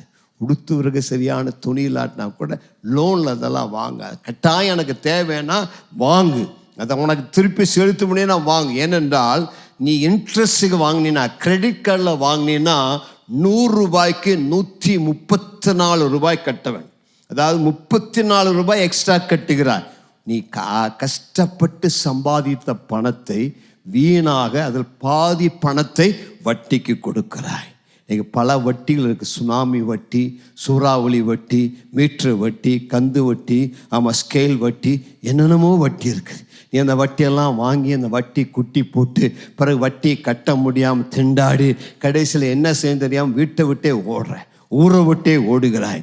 அவை உனக்கு அது மிக முக்கியமில்ல. அவை உனக்கு பொருள் தேவையான ஜெர்மனு தேவனுடைய வார்த்தை சொல்லி, விசுவாசத்தினால் நீதிமான் பிழைப்பான். கையை உயர்த்தி ஒரு தீர்மானம் பண்ணி, கடன் வாங்கி வாழ மாட்டேன். ஆண்டவராக இயேசு திரும்ப வரும் பொழுது நீ கடன் வாங்கி வச்சிருந்தீங்கன்னா கடன்காரன் காலை பிடிச்சி இழுப்பான், நீ மேலே பறந்து போக முடியாது. அவன் சொல்லுவான், இவன் கடன் கொடுக்காம பறக்கிறான் ஆண்டவரே, இவனை விடாதீங்க ஆண்டவரே, நான் விட மாட்டேன், இவன் கடனை கொடுத்துட்டு போக சொல்லுங்க அப்படின்னு சொல்லுவோம். காலை பிடிச்சி இழுப்பான். அதனாடி சீக்கிரமாக கடன் அடைச்சிருங்க, இயேசு சீக்கிரத்தில் வருகிறார். ராமன் சொல்லலாமா? அவன் ஆண்டவரை சார்ந்து வாழு, வட்டிக்கு வாங்கி வாழாத, கர்த்தருக்கு சாட்சியாவாள். நீதிமொழிகள் 22வது அதிகாரம் 26, 27 வாசிங்க வேகமா. கையடித்து உடன்பட்டு கடனுக்காக பிணைக்கப்படுகிறவனில் ஒருவனாகாதே, செலுத்த உனக்கு ஒன்றுமில்லாமல் இருந்தால் நீ படுத்திருக்கும் படுக்கையையும் அவன் எடுத்துக்கொள்ள வேண்டியதாகுமே. நீ கடன் வாங்குறது ஒரு பக்கம், இன்னொருத்தன் உன் ஃப்ரெண்டு வந்து கூப்பிட்டு, டேய் நான் கடன் 10 லட்சம் வாங்குறேன், எனக்காக ஒரு ஷூரிட்டி கையெழுத்து போனால் போடாத, போட்டினா நீ மாட்டி. அவன் பணத்தை செலுத்தலைன்னா உன் வீட்டை பேங்க் வந்து அபகரிச்சிடும். நீதிமொழிகள் அன்னைக்கு எழுதி வச்சுட்டார். அடுத்தவனுக்கு போய் ஷூரிட்டி கையெழுத்து போடாத. அவனுக்கிட்ட பணம் இருக்குது, அவன் செலுத்த முடியும்னா உனக்கு ரொம்ப நம்பிக்கை இருந்தால் செய். ஆனால் ஞாபகம் வச்சுக்கோ, அவன் அந்த கடனை செலுத்தலைன்னா பேங்க்கார சொல்லுவான், அவன் செலுத்தலைன்னு நீ தான் கையெழுத்து போட்ட. நான் கேரண்டியாக சொல்கிறேன், அவன் செலுத்துவான்னு கையெழுத்து போட்ட, வா உன் பணத்தை கொண்டு அவன் வீட்டை கொண்டான்னு ஒன்று எடுத்து விடுவான். ஆகவே தான் அதில் நம்ம கேர்ஃபுல்லாக இருக்கணும். அடுத்த ஆளுக்கு நீ கையெழுத்து போடும் முன்பதாக அவன் திராணி இருக்குதா, நல்லவனா, ஏமாத்துறனா, அதெல்லாம் ஆராய்ந்து ஜெபம் பண்ணி பிறகு ஞானமாக நீ முடிவெடுக்க வேண்டும். இல்லாவிட்டால் உன்னுடையதை நீ இழந்து விடுவாய். நான்காவது உனக்கு அதில் நான் சொல்லக்கூடிய ஆலோசனை, நீதிமொழிகள் 12:11 வாசிங்க. தன் நிலத்தை பயிரிடுகிறவன் ஆகாரத்தினால் திருப்தி அடைவான், வீணரை பின்பற்றுகிறவனோ மதியற்றவன். தன் நிலத்தை பயிரிடுகிறவன், நீதிமொழிகள் 10:4 சொல்கிறது, சுறுசுறுப்புள்ளவன் கையோ செல்வத்தை உண்டாக்கும் என்று சொல்லுகிறது. அப்படின்னா நன்றாக வேலை செய்வன். கர்த்தர் உனக்கு கொடுத்திருக்கிற சுகத்தில் பலத்தில் வேலை செய்யாமல் சாப்பிடக்கூடாது. நல்லா ஹார்ட் ஒர்க் பண்ணி பணத்தை சம்பாதித்து அவனுடைய வாழ்க்கையை, குடும்பத்தை நடத்த வேண்டும். உட்கார்ந்த இடத்திலே காசு நினைக்கக்கூடாது. உன்னுடைய உடல் உழைப்பினால நீ சம்பாதிக்க வேண்டும். கடைசியாக மூன்றாவது உங்களுக்கு சொல்லக்கூடிய ஆலோசனை, முதலாவது ஆலோசனை கர்த்தரை கனம் பண்ணு. ரெண்டாவது ஆலோசனை, உன் பணத்தை ஞானமாய் கையாள நீ பட்ஜெட் வைக்க வேண்டும். திருப்தியான வாழ்க்கை வாழ வேண்டும். அதுபோல அந்த கடன் வாங்கக்கூடாது. மூன்றாவது ஆலோசனை, நீதிமொழியின் புஸ்தகம் 6வது அதிகாரம் 6ஆம் வசனத்திலிருந்து 8ஆம் வசனம் முடிய வாசிங்க. சோம்பேறியே, நீ எறும்பினிடத்தில் போய் அதன் வழிகளை பார்த்து ஞானத்தை கற்றுக்கொள். அதற்கு பிரபுவும் தலைவனும் அதிகாரியும் இல்லாதிருந்தும் கோடை காலத்தில் தனக்கு ஆகாரத்தை சம்பாதித்து அறுப்பு காலத்தில் தனக்கு தானியத்தை சேர்த்து வைக்கும். ஞானி சொல்கிறாரு, நீ எறும்பிடத்தில் போய் ஞானத்தை கற்றுக்கொள். எறும்பு பார்த்துருக்கிறீங்களா? எறும்பு ரொம்ப பிஸியாக இருக்கும், எப்போதும் பிஸியாக இருக்கும். என்ன பண்ணும் எறும்பு? ஏதாவது தூக்கிட்டு போகும். ஏதாவது எங்கே கிடைக்குதோ பார்த்து, எங்கே இனிப்பு சேர்ந்தாலும் அங்கே வந்துடும். அதுக்கு எப்படி தான் மோப்ப முடிக்குதோ தெரியல. அது எங்கே வேணாலும் ஏறி எங்கே வேணாலும் வந்துடும். அது போய் அது அப்படியே தூக்கிட்டு போய் அது எங்கேயாவது ஒரு இடத்துல, குகையில் எங்கேயாவது ஒரு இடத்துல போய் சேர்த்து வைக்கும். ஏன் அப்படின்னா அதுக்கு தெரியும், ஒரு கோடைக்காலம் உண்டு, ஒரு குளிர்காலம், மழைக்காலம் உண்டு. மழைக்காலத்தில் என்னால் போய் ஆகாரத்தை சேர்த்த முடியாது. அவை கோடை காலத்தில், நல்ல காலத்திலேயே நான் ஆகாரத்தை குளிர்காலத்துக்காக சேர்த்து வைக்கிறேன். இப்போ சாலமோன் ஞானி ஏப்பா, எறும்புக்கு அவ்வளோ புத்தி இருக்குது, உனக்கு அந்த புத்தி இருக்குதான்னு கேட்குறார். நீ இன்னும் கொஞ்சம் கை முடக்கி கொண்டு தூங்கட்டும், கதவு கீழ் முனையில் ஆடுகிறது போல நீயும் பெட்டில் ஆடிக்கொண்டே இருக்கிறாய், இன்னும் கொஞ்சம் தூங்கட்டும், இன்னும் கொஞ்சம் உறங்கட்டும் அப்படின்ட்டு இன்னொரு 10 நிமிஷம் பெட்ஷீட் பொத்தி படுத்துக்கலாம். அந்த 10 நிமிஷம் 1 மணி நேரம் ஆகுது. நம்ம அலாரம், நம்ம ஸ்னூஸ் பட்டன் இப்போல்லாம் கண்டுபிடிச்சி வச்சுருக்குறாங்க. அது வாட்டுக்கு அடிக்கும், ஸ்னூஸ் புஷ், மறுபடியும் அடிக்கும், புஷ், மறுபடியும் அடிக்கும். அது 10 தடவை அடித்து அதுக்கே களைப்பாக போய் அதை அடிக்கிறதே நிறுத்திடும். அது மாதிரி நீ இருந்தீன்னா நீ உருப்படவே மாட்டாய், நீ ஆசீர்வதிக்கப்படவே மாட்டாய். ஒரு தடவை அலாரம் அடித்தா எந்திரிச்சிரு, உடனே வேலை செய்ய, உடனே என்ன செய்ய வேண்டுமோ செய்ய, சுறுசுறுப்புள்ளவன். ஆமாம், நல்லா கோடைக்கால குளிர்காலத்துக்காக சரி. குளிர்காலங்கிறது என்ன? இன்றைக்கி நல்லா இருக்க, நாளைக்கு நான் ஒரு வேளை வியாதிப்படலாம், பலவீனப்படலாம். அந்த டைமில் எனக்கு பணம் தேவை, அல்லது ஸ்கூல் ஃபீஸ் கட்ட பணம் தேவை. ஒரு சுவிசேஷர் இருந்தார், அவர் எப்போதும் ஸ்கூல் டைமில் என்கிட்ட வந்து கடன் கேட்பார். என் பிள்ளைக்கு ஃபீஸ் கட்ட பணம் இல்லை, கடன் கொடு. 1 வருஷம் கொடுத்தேன், 2ஆவது வருஷம் கொடுத்தேன், 3ஆவது வருஷம் வந்து கேட்டப்போ சொன்னேன், ஏயா உனக்கு நிறைய பணம் வருது, நல்லா சம்பாதிக்கிற, உனக்கு காசு வருது, இல்லாமல் இல்லை. அந்த காசெல்லாம் என்ன பண்ணேன்? வீட்டுக்கு போனால் என் மனைவி வாங்கி மீன் வாங்கிறா, கறி வாங்கிறா. வீட்டுக்கு போனோன்னே மனைவி என் பாக்கெட்டில் விட்டு என்ன இருக்குதோ எல்லாத்தையும் செலவழிச்சிடா, 1 பைசா மீதி இருக்கிறதில்ல அப்படின்னா. முட்டாளே, காசு வந்தால் அதை கொஞ்சம் சேர்த்து வை, ஒரு பேங்க் அக்கௌண்ட் ஓப்பன் பண்ணு, அதில் ஃபீஸுக்காக போட்டு வை, அதை ஒரு ஃபிக்ஸட் டெபாசிட்டை போட்டு வை. அப்படி போட்டு வச்சின்னா அடுத்த வருஷம் ஸ்கூல் ஃபீஸ் கட்ட வரும்போது அந்த சேவிங்ஸ் எடுத்தும் ஃபீஸை கட்டலாம். எங்கிட்ட வந்து நீ கேட்க வேண்டிய அவசியம் இருக்கா? ஐயா இது வரைக்கும் எனக்கு தெரியல, பேங்க்கில் அப்படியெல்லாம் பண்ணலாமா அப்படின்னு கேட்டார். ஆமாம், பேங்க்கில் ஃபிக்ஸட் டெபாசிட் ஓப்பன் பண்ணலாம், ரெக்கரிங் டெபாசிட் ஓப்பன் பண்ணலாம். மாதம் மாதம் ஒரு 100 ரூபாய் 500 ரூபாய் சேர்த்து வைக்கலாம். மாதம் மாதம் 500 ரூபாய் அல்லது 1000 ரூபாய் சேர்த்துனீங்கன்னா ஒரு வருஷம் முடியுமோ உனக்கு 10,000 ரூபாய் கிடைக்கும். ஸ்கூல் ஃபீஸ் கட்டும்போது இந்த 10,000 ரூபாய் எடுத்து ஃபீஸ் கட்டலாம். ஐயா சொல்லி கொடுத்தீங்களே ரொம்ப நன்றி, மனைவி எங்கே பணத்தை வச்சாலும் ஒழிச்சு வச்சாலும் தேடி எடுத்து சாரி வாங்கிறாயா, என்னையா பண்ணுறது மாதிரி நிறைய இருக்கிறீங்க இங்கேயும் கூட. ஆமாம், எங்கே ஒழிச்சு வச்சாலும் மோப்பம் கண்டுபிடிக்கிற நாய்களை விட நீங்கள் ரொம்ப சிறப்பாக மோப்பம் கண்டுபிடிக்க எங்கே பணம் இருக்குதுன்னு சொல்லி உங்களுக்கு நல்லா தெரியும். அதனாடி அவர் சொல்லி கொடுத்த பிறகு எனக்கு ரொம்ப தேங்க்ஸ் ஐயா, நீங்கள் சொல்லி கொடுத்தீங்க, ரொம்ப நன்றி, நான் அந்த மாதிரி பண்ணேன், இப்போ பிள்ளைகளுக்கெல்லாம் ஒழுங்காக ஃபீஸ் கட்டிடுறேன், எனக்கு எந்த கடனுமே இல்லை, நல்லா ஆசீர்வாதமாக இருக்கேன்னு சொன்னா அவர் ராமன் சொல்லலாமா? அதெல்லாம் கற்றுக்கொள்ள வேண்டும். ஒரு வியாதி வந்துட்டா, எமர்ஜென்சி வந்துட்டா உடனே போய் பக்கத்து வீட்டில் நிற்கக்கூடாது, 4 பேர்கிட்ட போய் கேட்க வேண்டிய அவசியம் இருக்கக்கூடாது. நீ உனக்கென்று ஒரு சேமிப்பு காரியத்தை செய்ய வேண்டும். சேமிப்பு கொஞ்சம் வருங்காலத்துக்காக, குளிர்காலத்திற்காக, எமர்ஜென்சிக்காக அந்த காரியத்தை சேர்த்து வைக்க வேண்டும். சேர்த்து வைப்பது தவறு இல்லை, ஆனால் சேர்த்து வைக்க. நீதிமொழிகள் 15:6 வாசிங்க. நீதிமானுடைய வீட்டில் அதிக பொக்கிஷம் உண்டு, துன்மார்க்கனுடைய வருமானத்திலோ துன்பம் உண்டு. அப்போ நீதிமான் வீட்டில் அவன் சேர்த்து வைக்கணும் தன்னுடைய தேவைகளுக்காக. யாதியாம 41 அதிகாரத்தில் பிரின்சிபல் ஆஃப் ஜோசப், யோசேப்பு அவன் 5% சேர்த்து வைத்தான் வருமானத்தில். 5% அவன் வருமானத்தில் அவனுடைய பிரச்சனைக்காக, பஞ்ச காலத்துக்காக சேர்த்து வைத்தான். ஆகவே எகிப்து தேசம் முழுவதும் அந்த பஞ்ச காலத்திலிருந்து காப்பாற்றப்பட்டாள். உனக்கு ஒரு வீடு கட்ட வேண்டும், அல்லது ஏதாவது ஒரு காட்டை செய்ய வேண்டும், பிள்ளைகளுக்கு கல்யாணம், இப்போவே கொஞ்சம் கொஞ்சமாக சேர்த்து வை. என் பிள்ளைக்கு திருமண செலவுக்காக, இது வீடு கட்டுவதற்காக. உனக்கு கிடைக்கிற வருமானத்தை எல்லாத்தையும் செலவழிக்காமல் ஒரு பங்கை அதில் சேர்த்து வைத்தால் அது உனக்கு ஆசீர்வாதமாக இருக்கும். கடைசியாக ஒரு வசனத்தை சொல்லி நான் முடிக்கிறேன். நீதிமொழிகள் 28:20 வாசிங்க. உண்மையுள்ள மனுஷன் பரிபூரண ஆசீர்வாதங்களை பெறுவான், ஐஸ்வர்யவான் ஆகிறதற்கு தீவிக்கிறவனோ ஆக்கினைக்கு தப்பான். நீதிமொழிகள் 13:11 வாசிங்க.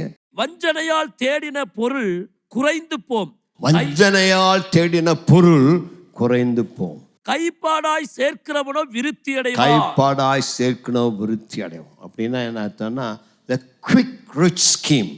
இன்னைக்கு நிறையா பேப்பரில் அட்வர்டைஸ்மெண்ட் பண்ணுறான், பணத்தை ரெட்டிப்பாக்கி கொடுக்குறேன், இன்னைக்கு 10,000 கொடுத்தீங்கன்னா உனக்கு அடுத்த மாதம் 20,000 கிடைக்கும்.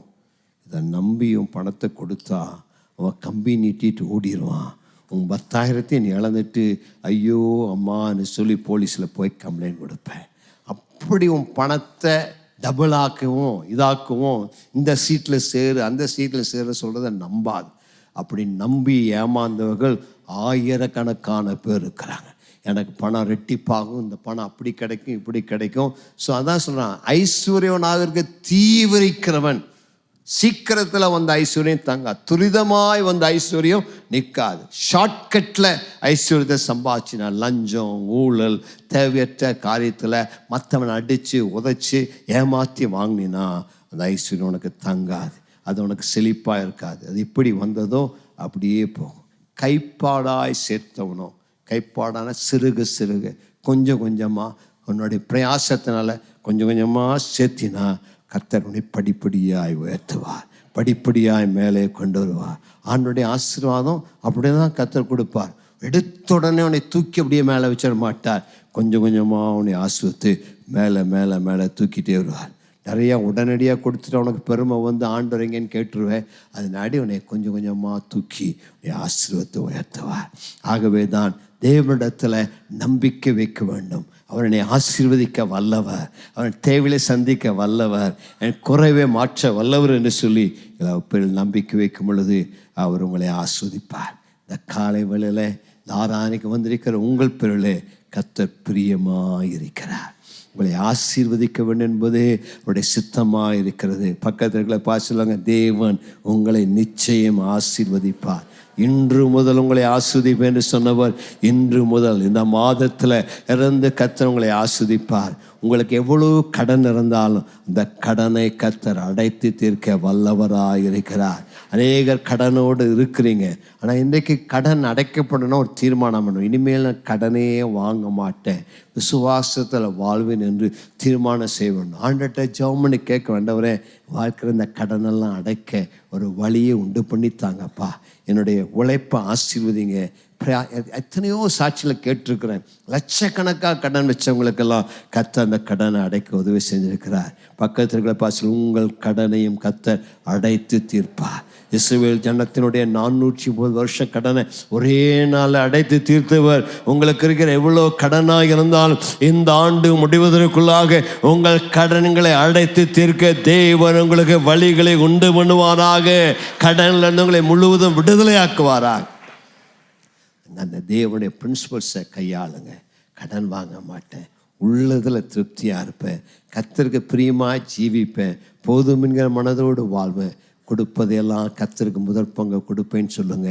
கர்த்தர் உங்களை ஆசீர்வதிப்பார். எழுந்து நிற்போமா? உங்களுக்காக நான் ஜெபம் பண்ணும்படியாய் விரும்புகிறேன். எழுந்து நில்லுங்கள். தேவன் உங்களை ஆசீர்வதிக்க, உங்கள் வாழ்வில் நன்மை உண்டாக, உங்கள் வாழ்வில் தேவனுடைய ஆசீர்வாதங்கள் கிருபைகள் தங்கியிருக்க ஜெபிக்க விரும்புகிறேன். இன்றைக்கு கடனோடு வந்திருந்தீங்கன்னா இன்றைக்கு ஒரு தீர்மானம் பண்ணுங்க. இன்றையில நான் கடன் வாங்க மாட்டேன், ஆண்டவரே இந்த கடனை அடைத்து தீர்க்க எனக்கு உதவி செய்ய ஒரு தீர்மானம் பண்ணுங்க. இது வரைக்கும் கர்த்தருக்கு தசமாக கொடுக்காம இருந்தீங்கன்னா இன்றைக்கு ஒரு தீர்மானம் பண்ணுங்க. ஆண்டவரே இன்று முதல் உமக்கென்று மாதந்தோறும் ஒழுங்காக என்னுடைய முதற் பங்கை உமக்கு செலுத்துவேன், நீ என்னை ஆசீர்வதின்னு கேளுங்க. இன்றிலிருந்து கர்த்தருக்கு பிரியமானபடி வாழ, ஆமாம் கர்த்தர் ஒரு மனரமியமான வாழ்க்கை வாழ கற்றுக்கொள்ளுங்க. இருக்கிற இடத்துல கூட வலது கரத்தை உயர்த்தி நல்லா கர்த்தரை ஸ்தோத்திரம் பண்ணுங்க. கர்த்தர் உங்களுக்கு கொடுத்திருக்கிற ஆசீர்வாதங்களுக்காக நன்மைகளுக்காக தேவனுக்கு நன்றி செலுத்துங்க. ஆண்டவரே நீ நல்லவர், உம்முடைய கிருபை என்றும் உள்ளது என்று அவரை ஸ்தோத்திரிங்க. யார் யாருடைய வாழ்க்கையில கடன்லாம் இருக்குதோ உங்க வலது கரத்தை உயர்த்தி கொள்ளுங்க. பாஸ்டர் எனக்கு சரியான வேலை இல்லை, எனக்கு கர்த்தர் நல்ல வேலை தர வேண்டும்னா உங்க கையை உயர்த்தி கொள்ளுங்க. பாஸ்டனுடைய வாழ்க்கையில ஒரு ஆசீர்வாதம் இல்லை, ஒரு செழிப்பு இல்லை, ஒரு குறைவுனா உங்க கையை உயர்த்தி கொள்ளுங்க. பாஸ்டர் இந்த காலையில கர்த்தனோடு பேசினா உடைய வார்த்தைக்கு கீழ்ப்படுகிறேன்னா உங்க வலது கரத்தை உயர்த்தி கொள்ளுங்க. உங்களுக்காக நான் ஜெபம் பண்ண முடியாது விரும்புகிறேன். உங்கள் கடன்களை கர்த்தர் அடைப்பாராக, உங்களுக்கு ஒரு அற்புதம் செய்வாராக, அற்புத வழிகளை திறப்பாராக. என் பிசினஸ் ஆசீர்வதிக்க வேண்டும்னா உங்க வலது கரத்தை உயர்த்தி கொள்ளுங்க. என் வேலையில கர்த்தருக்கு நன்மை செய்ய வேண்டும்னா உங்க வலது கையை உயர்த்தி கொள்ளுங்க. இன்றைக்கு கர்த்தருடைய ஆசீர்வாதம் உங்கள் மேல் இறங்கி வரும்படியா நான் ஜெபிக்க போகிறேன். நல்ல தீர்மானத்தோடு கூட கர்த்தருக்கு ஒப்பு கொடுங்க. ஷாபாலா ராதுனா மகந்துனாமா ரிக்கபாலா ராமா ஷக்கலபா. அன்பின் பிதாவே, உம்முடைய சித்தம் உம்முடைய பிள்ளைகளை ஆசீர்வதிக்க வேண்டும் என்பது, உம்முடைய சித்தம் உம்முடைய பிள்ளைகள் வாளாயுறாமல் தலையாயிருக்க வேண்டும் என்பது, உம்முடைய சித்தம் ஆபிரகாமின் ஆசீர்வாதங்களுக்கு தர வேண்டும் என்பது, உம்மை நம்பி இருக்கிற பிள்ளைகள், உம்முடைய உடன்படிக்கையின் பிள்ளைகள் ஒருவரும் கஷ்டப்படக்கூடாது, ஒருவரும் வேலை இல்லாமல் இருக்கக்கூடாது, ஒருவரும் கடன்ல கஷ்டத்துல தரித்திரத்துல ஏழ்மையில வறுமையில காணப்படக்கூடாது, ஒருவரும் பற்றாக்குறையில் வாழக்கூடாது. இன்றைக்கு உம்முடைய ஊழியக்காரனாகிய நான் உம்முடைய பலிபீடத்திலிருந்து உம்முடைய ஜனத்தை ஆசீர்வதிக்கிறேன். நாங்கள் ஐஸ்வர்யவான்கள் ஆகும்படி தரித்திரராய் மாறினீரே, எங்கள் ஏழ்மைகளை மாற்றும்படியாய் சிலுவையில் மரித்தீரே. இன்றைக்கு அந்த சிலுவின் ரத்தத்தை இங்க வந்திருக்கிற ஒவ்வொரு மேலும் சொல்லுகிறப்பா, இன்றைக்கு யாரெல்லாம் வேலை இல்லாமல் கஷ்டப்படுகிறார்களோ நான் ஜெபிக்கிற ஆண்டவரே, இந்த மாதம் முடிவதற்குள்ளாக இயேசுவின் நாமத்தில் அவளுக்கு அற்புத வாசல்கள் திறக்கப்படுவதாக, அவளுக்கு வேலைகள் கிடைப்பதாக, பெர்மனன்ட் ஜாப் நிரந்தர வேலைகள் இயேசுவின் நாமத்தில் உண்டாவதாக என்று நான் கட்டளையிடுகிறேன். வேலையின் கதவுகள் திறக்கப்படும். இதுவரை என்னென்ன கதவுகள் பூட்டப்பட்டிருந்ததோ இயேசுவின் நாமத்தில் இன்றைக்கு அந்த கதவுகளுக்கு கட்டளையிடுகிறேன். வாசல்கள் திறக்கப்படுவதாக, கதவுகள் திறக்கப்படுவதாக, வேலைகள் உண்டாவதாக, கவர்மெண்ட் ஜாப்ஸ் கிடைப்பதாக, இயேசுவின் நாமத்தில் சக்சஸ் பிளெஸிங்ஸ் என்று சொல்லுகிறாப்பா. இயேசுவின் நாமத்தை அவரவர் படிப்புக்கேற்ற அவரவர் தகுதிக்கேற்ற வேலைகளை கொடுத்து அவருடைய தகுதிக்கு அப்பாற்பட்ட விதத்தில் நீர் அவளை ஆசீர்வதியும். உம்முடைய தயவை கட்டளையிடுகிறேன் இயேசுவின் நாமத்தில். ஃபேவர் ஆஃப் காட் இன்றைக்கு அவள் மேல இறங்கி வருவதாக. ஆண்டவரே, ஒருவேளை அவருடைய வாழ்க்கையில கடன் பட்டு இருக்கலாம், ஏதோ சூழ்நிலைகள் நிமித்தம் கடன் வாங்கி இருக்கலாம். இன்றைக்கு நம்முடைய ஊழியக்காரனாக நான் அவளுக்காய் பரிந்து பேசுகிறேன். நம்முடைய பரிசுத்த வேதாகமத்தில் அநேகருடைய கடன்களை தீர்த்த ஆண்டவர் இன்றைக்கு யாரெல்லாம் கடன் பட்டு இந்த கடன் அடைத்து தீர்க்க வேண்டும் என்று கேட்கிறார்களோ அவளுக்கு அந்த கடனை அடைத்து தீர்க்க ஒரு நிர்வாகத்தை உண்டு பண்ணுவீராக. கடன் நிமித்தம் ஒரு தற்கொலை செய்து கொள்ளக்கூடாது. இயேசுவின் நாமத்தினாலே அவருடைய மன உளைச்சல்களை மாற்றி, கடன் நிமித்தம் ஏற்பட்டிருக்கிற பிரச்சனைகளை மாற்றி, இயேசுவின் நாமத்தில் அத்தனை கடன்களையும் அடைத்து தீர்க்க வழிகளை உண்டு பண்ணுவீராக. நீ நல்லவர் ஆண்டவரே. நம்புகிற பிள்ளைகள் ஒருவரை கைவிடாத ஆண்டவர். இன்றைக்கு இந்த ஆலயத்தில் யார் இந்த கடலை கஷ்டப்பட்டாலும் நீர் அவளுக்கு ஒரு விடுதலையை, நம்பிக்கையை, ஆசீர்வாதத்தை கட்டளையிட நான் ஜெபிக்கிறேன் ஆண்டவரே. ஷபாலா ராமா துனியா கபா. ஆண்டவரே, உம்முடைய பிள்ளைகளை இன்றைக்கு ஆசீர்வதிங்க. அவர்களுக்கு கர்த்தர் கொடுத்திருக்கிற பொருளாதாரத்தில் உம்மை கனப்படுத்த உதவி செய்யுங்க. இதுவரை தங்களுடைய முதற் பலனை உமக்கு செலுத்தாமல் யாராவது இருந்தாலும் தீர்மானம் எடுக்க உதவி செய்யுங்க. உடைய மக்களை ஆசீர்வதித்து நன்மையா திருப்தியாக்கும். எல்லாரும் கண்களை மூடி ஜெப வழியில் இருக்கும் போது, ஐயா, என்னுடைய வாழ்க்கையில நான் ஏழ்மையில் இருக்கிறேன், வறுமையில் இருக்கிறேன், தரித்திரத்தில் இருக்கிறேன், மனம் நொந்து போய் வந்திருக்கிறேன், எனக்கு ஒரு நிம்மதி இல்லை, விடுதலை இல்லை, நல்ல ஒரு வாழ்க்கை இல்லை, அந்த சாபங்களின் வாழ்வில் இருக்குன்னு சொன்னா உங்களை நான் சொல்லக்கூடிய ஒரே ஒரு வார்த்தை, இயேசு உனக்காக சிலுவையில் மரித்தார். இயேசு உன்னை மிகவும் நேசிக்கிறார். நீங்க இயேசுவை நம்பினா இன்றைக்கு உங்க வாழ்க்கையை மாற்றி அமைப்பார். இன்றைக்கு உங்கள் வாழ்க்கையில் ஒரு அற்புதம் நடக்கும். இன்றிலிருந்து இயேசு உங்கள் வாழ்க்கையில் இருக்கிற அந்த சாபத்தை, தரித்திரத்தை, ஏழ்மையை மாற்றி உங்களுக்கு அற்புதத்தை செய்வார். அதற்கு ஒரே ஒரு வழி, இயேசுவை நீங்கள் ஏற்றுக்கொள்வதுதான். இயேசு உங்கள் உள்ளத்தை ஒப்பு கொடுப்பதுதான். காரணம், ஐயா, அம்மா, நீங்க ஆசீர்வதிக்கப்படுவதற்காக தான் இயேசு சிலுவையில் ரத்தம் சிந்தினார். இயேசு சிலுவையில் சிந்தின ரத்தம் உங்கள் பாவத்தை மன்னிக்கும், உங்கள் வியாதியை சுகமாக்கும், உங்கள் சாபத்தை மாற்றும். இந்த நன்மை இதுவரைக்கும் நீங்கள் பெற்றுக்கொள்ளாமல் இருந்தால் இந்த காலையிலே அந்த நன்மையை நீங்கள் பெற்றுக்கொள்ளலாம். இயேசு உங்களை ரொம்ப ரொம்ப நேசிக்கிறார். வந்த வண்ணமா வீட்டுக்கு போக வேண்டிய அவசியம் இல்லை. இன்னைக்கு ஒரு மன நிம்மதியோடு, ஒரு ஆசீர்வாதத்தோடு, ஒரு விடுதலையோடு நீங்கள் திரும்ப செல்லலாம். நீங்கள் எங்க இருந்தாலும், பாஸ்டர், இன்றைக்கு அந்த இயேசுக்கு என் உள்ளத்தை ஒப்பு கொடுக்க விரும்புகிறேன், இந்த இயேசுவின் தெய்வமா ஆண்டவராக ஏற்றுக்கொள்ள விரும்புகிறேன், என் வாழ்க்கைக்கிற பாவங்கள், சாபங்கள், ரோகங்கள் மாற, இயேசுவின் சமாதானம், ரட்சிப்பு எனக்கு உண்டாக எனக்காக ஜெபம் பண்ணுங்கன்னா இருக்கிற இடத்தினுடைய வலது கரத்தை உயர்த்தி காண்பீங்கள். உங்களுக்காக நான் ஜெபம் பண்ண முடியாது விரும்புகிறேன். யாரா இருந்தால், எங்க இருந்தால் தைரியமாக வலது கரத்தை உயர்த்தி காண்பீங்க. அநேகருடைய கரங்களை உயர்த்தப்படுகிறத பார்க்கிறேன். கரங்களை உயர்த்தவர்கள் வெட்கப்படாமல் தைரியமாக இங்கே முன்னுக்கு வாங்க. உங்களுக்காக நான் ஜெபம் பண்ண போகிறேன். இன்றைக்கு இயேசு உங்களுக்கு ஒரு அற்புதம் செய்வார். விசுவாசத்தோடு யார் கை உயர்த்தியிருந்தால் சீக்கிரமா முன்னாடி வாங்க. உங்களுக்காக இப்பொழுது நான் ஜெபிக்க ரெடியா இருக்கிறேன். எங்க இருந்தால் இந்த இயேசு எனக்கு வேண்டும், அவருக்கு என் வாழ்க்கை ஒப்பு கொடுக்கிறேன், என்னுடைய வாழ்க்கையில் அவர் ஒரு மாற்றத்தை உண்டு பண்ண விரும்புகிறேன், எனக்காக ஜெபம் பண்ணுங்க. நான் பின்னாடி, மேலே, கேலரியில், சைடில் எங்க இருந்தால் சீக்கிரமா உங்களுக்கு வழி விட சொல்லி இறங்கி வாங்க, முன்னுக்கு வாங்க. இயேசு இன்று உங்கள் வாழ்க்கையை மாற்ற காத்திருக்கிறார். முன்னுக்கு வந்திருக்கிற அருமையான தம்பி, அருமையான சகோதரா, அருமையான சகோதரி, இன்றைக்கு உங்களுக்கு ஒரு அற்புதத்தினால், இன்றைக்கு ஆண்டு உங்கள் கண்ணீரை மாற்றுகிற நாள், இன்றைக்கு உங்கள் வாழ்வில் தேவனுடைய வல்லமை வெளிப்பட போகிற நாள். இன்றைக்கு கர்த்தர் உங்களுக்கு செய்கிற அற்புதத்தை நீங்கள் பார்க்க போறீங்க. நம்பிக்கையோடு கூட இருங்க.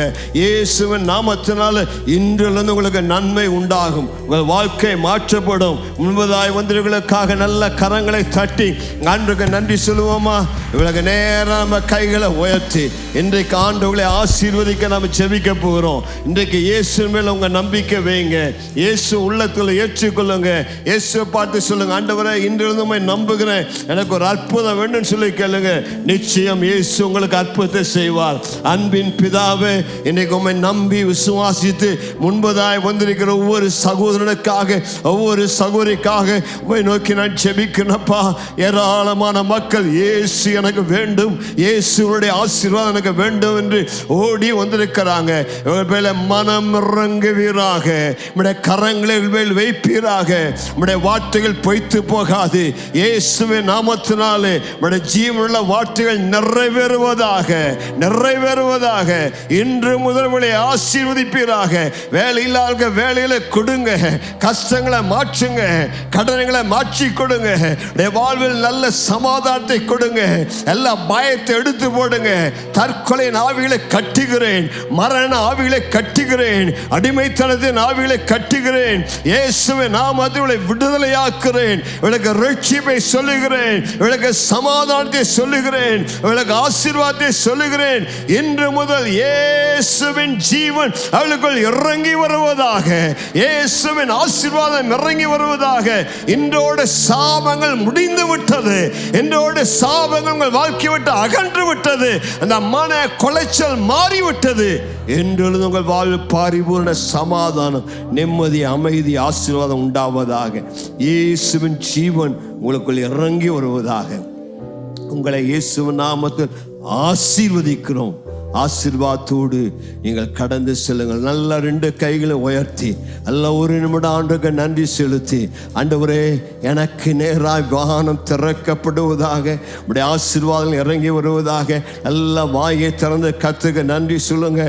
ஆண்டவர் உங்களுக்கு சொல்லக்கூடிய வார்த்தை, இப்போ இருக்கிறத விட கர்த்தர் இன்னும் உங்களை பல மடங்கு உயர்த்த போகிறார், என்ன பல மடங்கு உங்களை ஆசீர்வதிக்க போகிறார். நன்மைகள் உங்களை தேடி வரும், வேலைகள் உங்களை தேடி வரும். தேவ கரம் உங்கள் மேல் தங்கியிருக்கிறது. கர்த்தர் உங்களை இன்று முதல் பல மடங்கு ஆசீர்வதித்து உயர்த்த போகிறார். பெற்றுக்கொள்ளுங்கள், பெற்றுக்கொள்ளுங்கள். வானம் உங்களுக்காய் திறக்கப்பட்டிருக்கிறது. அன்று யாக்கோபுக்கு சொன்ன வார்த்தையின்படி இன்றைக்கு நான் உங்களை ஆசீர்வதிக்கிறேன். நீ படுத்திருக்கிற பூமி உனக்கு தருவார், நீ கையிட்டு செய்வதை ஆசீர்வதிப்பார். உனக்காக ஒரு ஏணி வைக்கப்பட்டிருக்கிறது. இன்னும் கர்த்தரை மேலே மேலே உயர உயர படுத்து செல்வார். நீ சிறகடி பறந்து செல்வாய். உன் தோல்வியை ஜெயமாய் மாற்றுவார். உன்னை ஆசீர்வதிக்கிற கர்த்தர் உன்னுடைய வலது கரத்தை பிடித்து உன்னை பார்த்து சொல்லுகிறார், திடன்கள், நானோடு கூட இருக்கிறேன், நான் உன்னை விட்டு விலகுவதில்லை, நான் உன்னை கைவிடுவதில்லை.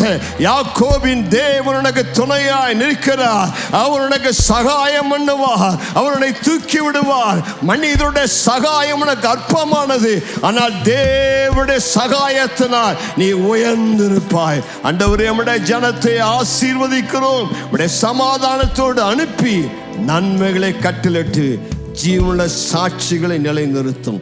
உமக்கே மகிமை கனம், இயேசுவின் நாமத்தில் பிதாவே, ஆமென். எல்லாரும் சேர்ந்து சொல்லுவோமா? என் ஆத்துமாவே கர்த்தரை ஸ்தோத்திரி, என் ஆத்துமாவே கர்த்தரை ஸ்தோத்திரி, கர்த்தர் செய்த சகல உபகாரங்களை மறவாதே. ஆமென்.